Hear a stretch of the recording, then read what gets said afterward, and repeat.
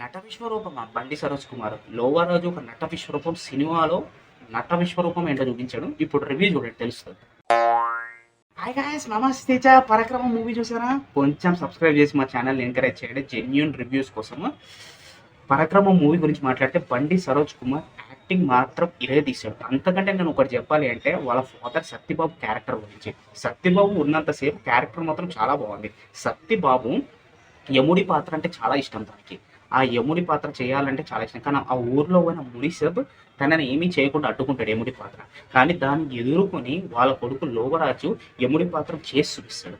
అప్పుడు వాళ్ళ ఫాదర్ నాటకం చూడంగానే నా కొడుకు చాలా బాగా నటించాడు, చాలా మంచి నటదారి, మంచిగా అవుతాడు అని అనుకుంటాడు.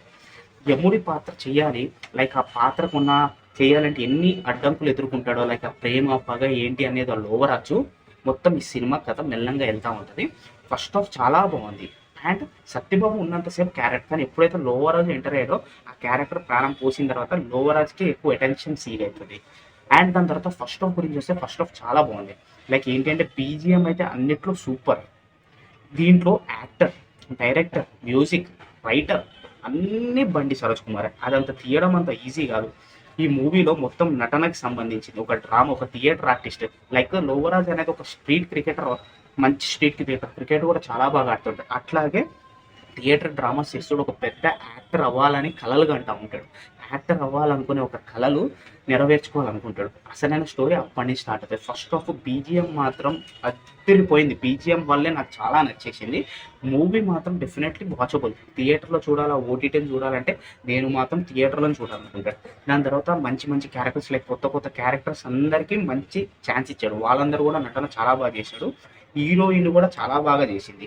ఫస్ట్ హాఫ్లో లైక్ ఏంటి అంటే ఎంటర్టైన్మెంట్ అన్న నటన కన్నా లైక్ ఎంత కష్టమో అది అనిపించింది మూవీలో.